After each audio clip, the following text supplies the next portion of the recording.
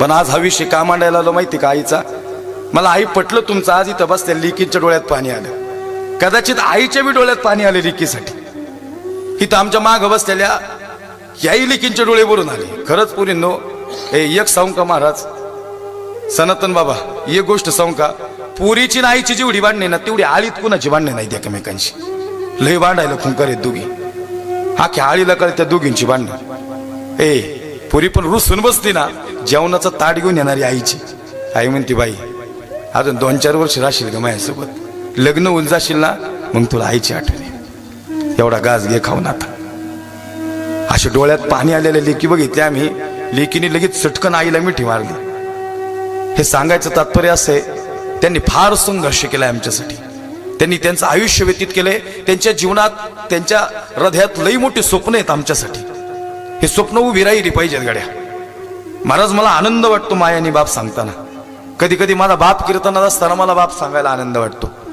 कधी कधी अहो भाग्यच आहे ना, आम्ही कीर्तन करावं, आमच्या बापाने आमचं कीर्तन ऐकावं. गोविंद महाराज तुम्ही गावं, तुमचे मायबाप कधी कधी कीर्तनात बसलेले असावे. काय म्हणत असं नाही, काय माझा गोविंद गातो सुंदर, काय म्हणत असन बाप, काय माझ्या गोविंदचा आवाज आहे. मी माणसं संपल्यावर चर्चा कोणासोबत करतील? सनातन बाबा, ही आमची जुनी माणसं लय महत्वाची आहेत. राहुल महाराज, तुमच्या जीवनात तर लय मोठं दुःख असेल या माईच्या अंतकरणात आणि पित्याविषयी. पण खरं सांगू का, अहो खरंच भाग्यवान आहे ना आपण. नाही भाग्यवान का? मी काय सांगितलं, 7 वर्षाची मुक्ताबाई म्हणते, दादा गेले रे मायबाप आता. ज्ञानोबा सांगतात, मुक्ता अरे कशा पाहिजे ती जीवन घे. मुक्ता म्हणते, दादा अरे रोज रुक्मिणी आई साहेबांच्या मांडीवर बसायची सवय रे. आज रुक्मिणी आई साहेबच दिसत नाहीत. आणि निवृत्ती दादा तर म्हणतो देवा घरी गेले ते. निवृत्ती दादा म्हणतो, मुक्ता ज्ञानोबारांना सतू नको बरस का. अतिशय ज्ञानी म्हणजे माऊली ज्ञानोबार आहे. विश्वाची माय म्हणजे माऊली ज्ञानोबार आहे. त्या माऊली ज्ञानोबार यांच्या समोर मुक्ताबाईंनी प्रश्न उभा केला. आणि मग आम्हाला समजलं की आमचं दुःख संपलं इथं. काय दुःख, एवढं दुःख आहे आम्हाला. आई अरे अर्धी भाकरी दिली नाही राव यांना लोकांनी. झोळीत यांच्या राव पीठ टाकलं तर ते पीठ वडून घेतलं, परत मातीत मिसळलं समाजानं.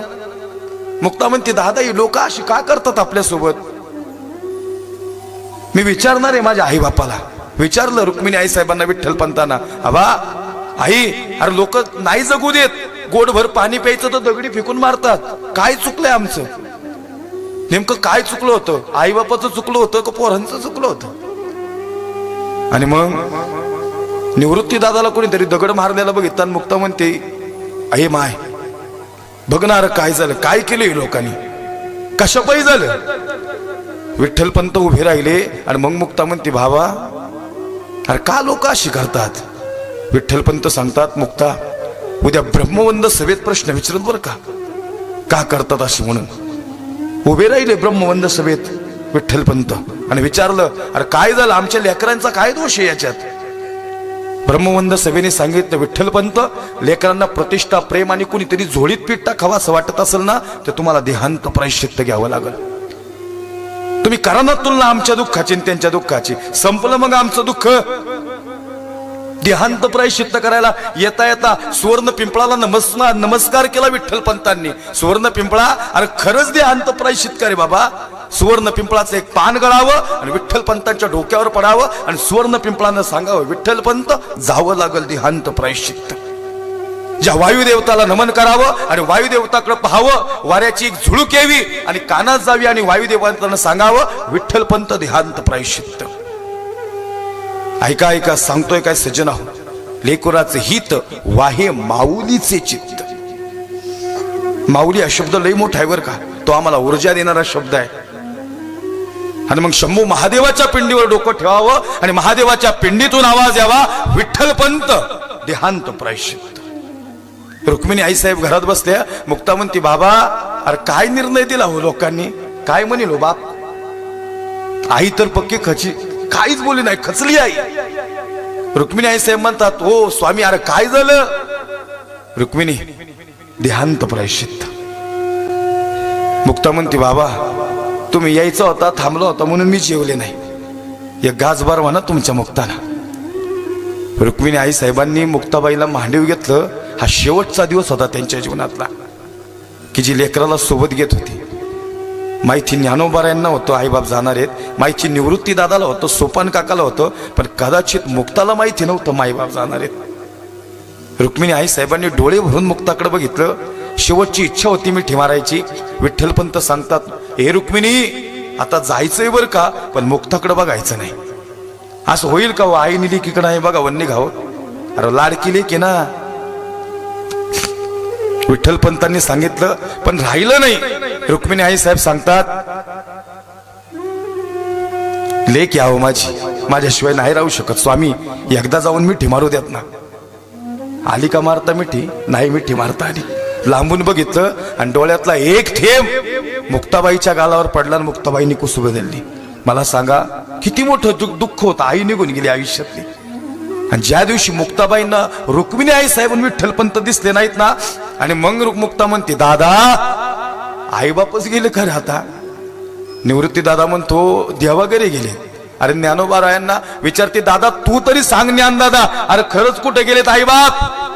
ज्ञानोबाराय सांगतात, आता ते त्या देवा घरी गेलेत, ते जिथून परत कधीच येणार नाहीत. लय महत्वाचा शब्द बोलतो बरं का. ते आता त्या देवा घरी गेलेत, ते जिथून परत कधीच येणार नाहीत.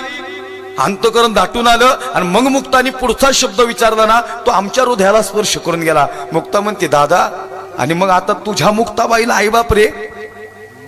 ज्ञानोबाराय सांगतात, मुक्ता आता तुझी आई पण मी आणि तुझा बाप पण मी. एक लाखातलं वाक्य सांगू का या परिवाराच्या अनुषंगानं?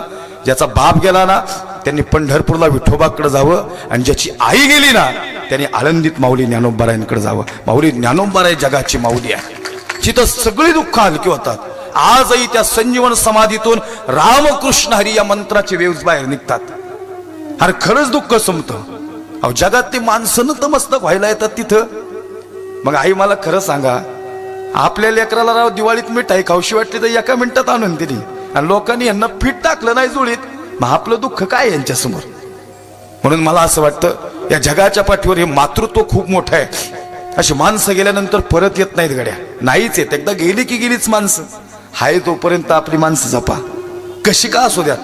तिचं वय झालं ना म्हातारीचं चिडचिड करील, ती आजारी असते की चिडचिड करील, पण खऱ्या अर्थानं तिची चिडचिड मी समजून घ्या. म्हाताऱ्याचं वय झालं ना ते येड्यागत करेल, पण ती येडा नाही गड्या, त्याने आयुष्य उभं केलंय तुमच्यासाठी. तो रागवण गडीवर. आणि एक मोठं वाक्य सांगतो, एक 5-1 मिनिटात सेवा संपवणार आहे. गोविंद महाराज, या जुन्या माणसांनी आमच्या कान फडात मारले ना म्हणून आम्ही घडलोय हो, नाही तर आम्ही घडलोच नसतो. आमच्या म्हातारीने आमच्याकडे रागाने बघितलं ना म्हणून आम्ही घडलोय. म्हातारीने लई प्रेम केलं. म्हातारी म्हणते, काय तुम्हाला वाटतं का एवढं मोठं पोरगं झाले आणि तुम्ही खुशाल मारता त्याला? नाही ना रावलं, तिचा जीव असा कासावीस झाला. काय करावं, लेकरू नाही दिसत. येडेगच पुत्राची वार्ता आणि शुभाई के जेवी माता, तेव्हा तैसे राहो माझे मन गाता ऐकता हरिगुण. जशी वाट बघत बसते ना आई लेकराची. मी जर परत कधी आलो इकडं भागात तर तुम्हाला रत्नागिरीचा नक्की दृष्टांत सांगेल. त्याला वेळ जास्त लागतो, निदान त्याला 15-20 मिनिटं पुढे जातात. पण खरं सांगू का, त्या राजू कलेक्टर झाला ना, पण त्या कलेक्टर झालेल्या राजूसाठी ती माय मुंडन करून महादेवाच्या मंदिरात बसते. लई मोठा केला राजूला कलेक्टर.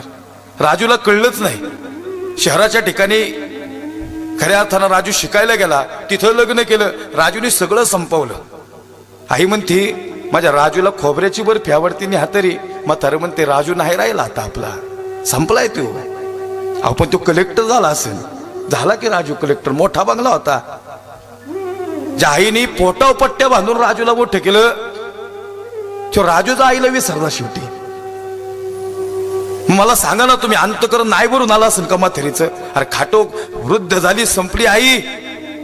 लहानपणापासून बाळाचा जन्म झाला, बाळ चालायला लागलं, नाही म्हणते माझा राजू कलेक्टर होणार आहे.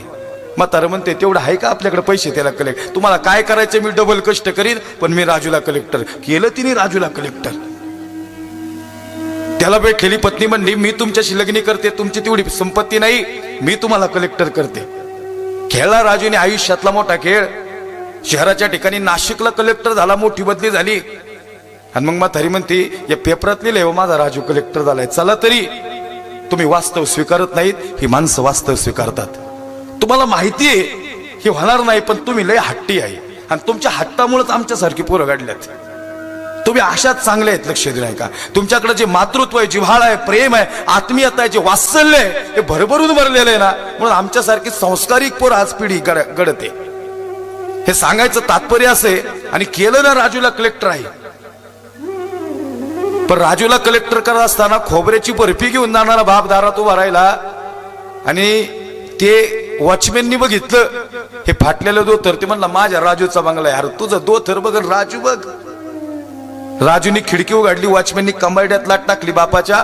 बापाची राजूची नजर एक झाली. राजूनी खिडकी लावली. बापाला कळलं राजू आपल्या आयुष्यातला संपलेला आहे.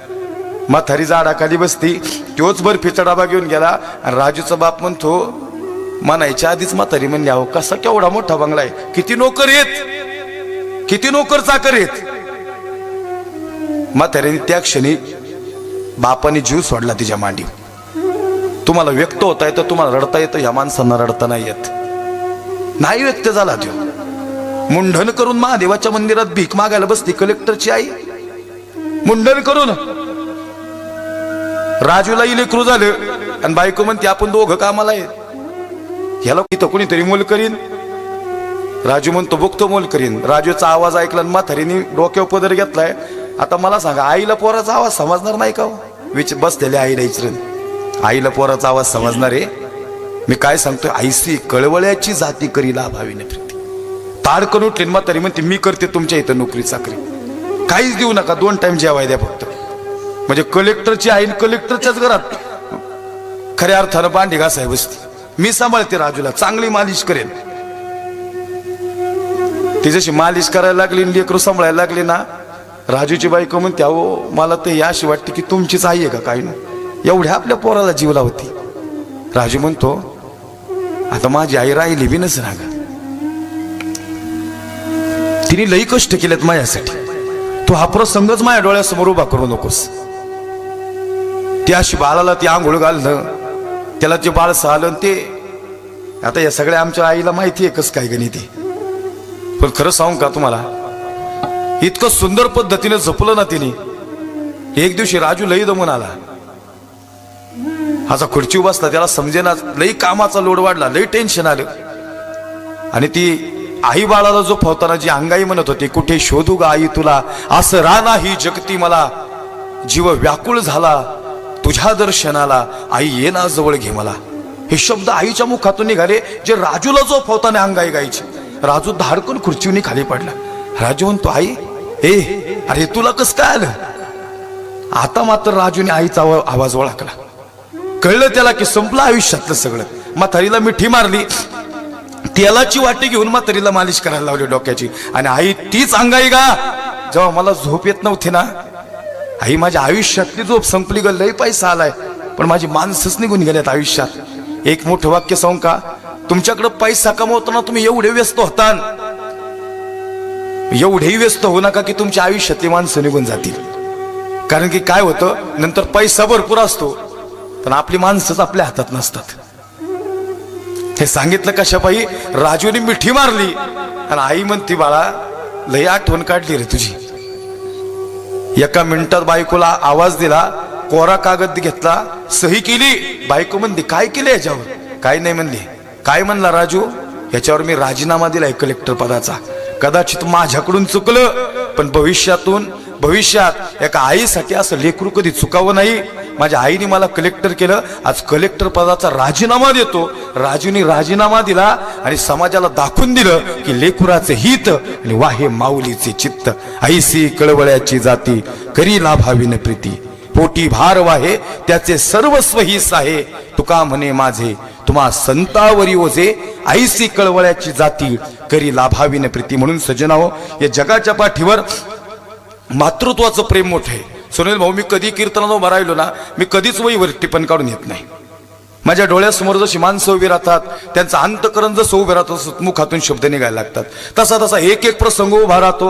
हे मातृत्व सांगताना आमच्या आईचे डोळे भरून आले, आमच्या लेकीचे डोळे भरून आले. तुम्ही म्हणाल महाराज तुम्ही तर कीर्तन करेन, तुमचे बी डोळे भरून आले. आता येणारच ना, माझी आई बी माझी घरी वाट बघते का नाही. 400 किलोमीटरचा प्रवास करून गेल्यावर म्हातारीने नुसता डोक्या हात फिरावला तरी की शीन जातो. हे सांगायचं तात्पर्य असे सज्जनाओ, म्हणून ही माणसं जपा. आज खऱ्या अर्थानं या आईंच्या प्रथम पुण्यस्मरणानिमित्त या कार्यक्रमाचं नियोजन प्रयोजन माझ्याकडे दिलं. साहेब, मी एवढ्या वेळ जास्त कीर्तन लांबवत नाही, पण हा माझा पारिवारिकच कार्यक्रम आहे. तुम्ही या ठिकाणी माझ्या वाणीवर विश्वास दाखवला, हे मातृत्व उभा करण्याचा प्रयत्न केला. जर वाणीतून एखादा शब्द गेला असेल, काही चुकला असेल, बोलताना काही एखादा हृदयातून शब्द निघाला असेल, तर अंतकरणातून माफी मागल. जी सेवा झाली या ठिकाणी माझे गुरुवर्य वैकुंठवासी या ठिकाणी नामदेव महाराज पठाडे असतील, वैकुंठवासी सदानंद गुरुजी आळंदीकर असतील, माझे गुरुवर्य माझे वडील हरिभक्तपरायण नूर मोहम्मद महाराज अत्तार असतील, या सगळ्यांची या ठिकाणी माझ्यावर कृपा आहे. आणि म्हणून त्या अनुषंगाने ही सेवा माझ्याकडं, म्हणजे माझ्या वडिलांची मी राशी का देवा. सुनील भाऊ, आता ही माझी जवळजवळ 3री पिढी चालू आहे. मला 2 लेकी आहेत. आता लेक बी झाला, पोरग बी झालं 6 महिन्याचं. हे सांगायचं तुम्ही आले होते मध्ये, पण मी बाहेर गेलो होतो. हे परिवार मला भेटायला येतं. ती माणसं माझी जीवाभावाची माणसं, आमचा राहुल दादा सगळेच, आणि आमचे तेजश्री ताई. खऱ्या अर्थानं आता एक महाराष्ट्रात नवं चांगलं नाव या ठिकाणी महिला कीर्तनकारांच्यात उभं होतंय. अतिशय गोड तिचा आवाज आहे, आणि खऱ्या अर्थानं एक ऊर्जात्मक कीर्तन या ठिकाणी त्याही करतात, आणि त्यांच्याही या कार्याला खऱ्या अर्थानं शुभेच्छा आहे. हे सांगायचं तात्पर्य असं आहे की माझे वडील म्हणायचे की माझं पोरगा एक दिवस कीर्तन करल. मला असं वाटतं आमचीही पुढची पिढी या कीर्तनात येईन. तुम्ही लय भाग्यवान आहे बाप. अहो, सगळ्यांच्या जीवनात लेकर कीर्तन करणं येईन, भजनात येईन, अशी टपोरी पोरं बसत्या तो रस्त्यावर कुठे बी. ही सांस्कारिक आई तुमच्याकडे आता गरज आहे. याशी लेकरं गाड व्हावं, बाकी काही नका. देवा एकच दे, माझ्या घरात एक तरी वैष्णव दे, तुझी सेवा करण बस. बाकी काही मागू नका. आयुष्यात सगळं आयुष्यात मिळणार आहे, ते क्रमप्राप्त आहे. झालेली सेवा पांडुरंग परमात्म्याने समर्पित करतो, अर्पण करतो. शेवटची चाल होईल ज्ञानेश्वर माऊली. ज्ञानेश्वर माऊली, ज्ञानराज माऊली तुकाराम.